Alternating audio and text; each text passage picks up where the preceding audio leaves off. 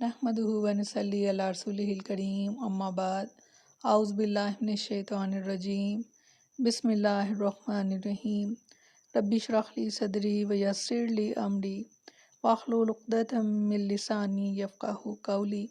अस्सलामु अलैकुम व रहमतुल्लाहि व बरकातुहू। कैसे हैं आप सब?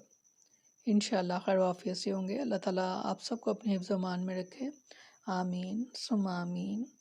आज से हम शुरू करने जा रहे हैं सीरत पर कुछ बात करेंगे।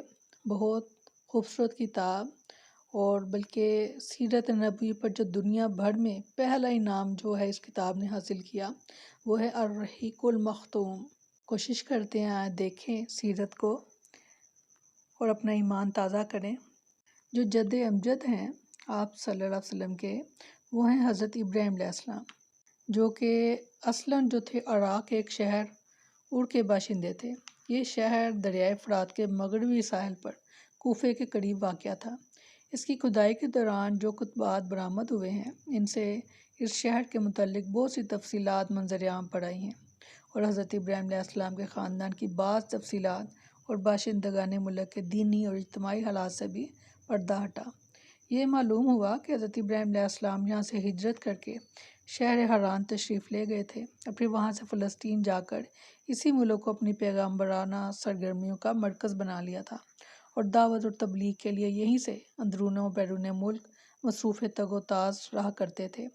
एक बार आप जो है वो मिस्र तशरीफ़ ले गए। फ़िरौन ने आपकी बीवी के हज़रत सारा की कैफ़ियत को सुना, यानी उनके हुस्न के बारे में, तो उनके बारे में बदनीयत हो गया और अपने दरबार में बुरे इरादे से बुलाया। लेकिन अल्लाह ने हज़रत सारा अलैहिस्सलाम की दुआ के नतीजे में ग़ैबी तौर पर फ़िरौन की ऐसी गिरफ्त की कि वो हाथ पांव मारने और फेंकने लगा। इसकी नीयत बद इसके मुंह पर मार दी गई, और वो हादसे की नौयत से समझ गया कि हज़रत सारा अलैहिस्सलाम अल्लाह ताला की नहायत ख़ास और मुकर्रब बंदी हैं, और वो हज़रत सारा अलैहिस्सलाम की इस खसूसियत से इस कदर मुतासर हुआ कि अपनी बेटी हाजरा को इनकी खिदमत में दे दिया। फिर हज़रत सारा अलैहिस्सलाम ने हज़रत हाजरा अलैहिस्सलाम को हज़रत इब्राहीम अलैहिस्सलाम की ज़ौजियत में दे दिया। हज़रत इब्राहीम अलैहिस्सलाम, हज़रत सारा अलैहिस्सलाम और हज़रत हाजरा अलैहिस्सलाम को हमरा लेकर फ़लस्तीन वापस तशरीफ़ लाए।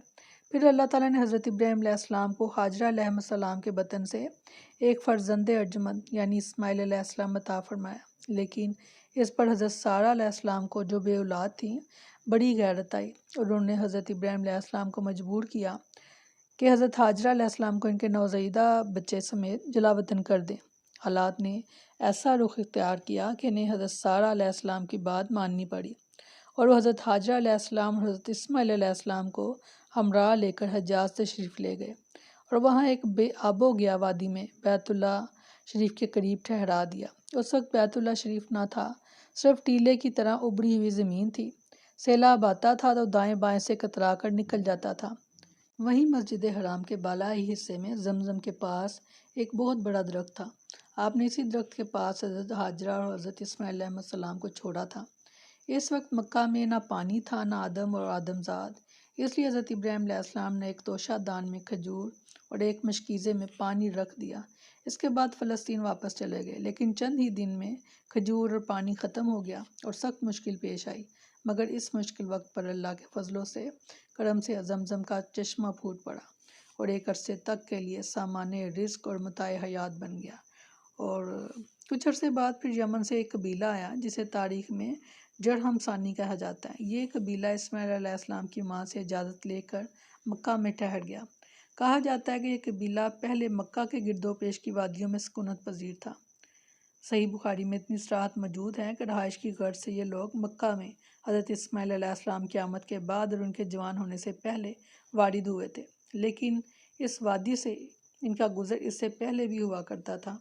हज़रत इब्राहीम अलैहिस्सलाम अपने मतरूकात की निगहदाश्त के लिए वक्तन फ़वक्तन मक्का तशरीफ़ लाया करते थे, लेकिन ये मालूम ना हो सका कि इस तरह इनकी आमद कितनी बार हुई।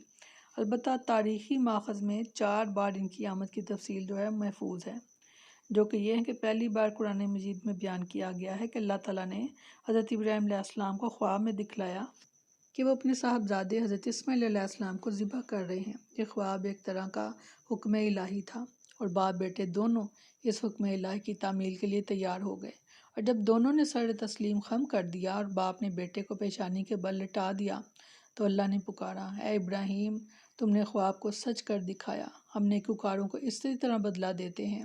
یقیناً یہ ایک کھلی ہوئی آزمائش تھی اور اللہ نے انہیں فدیے میں ایک عظیم ذبیحہ جو تھا وہ عطا فرمایا۔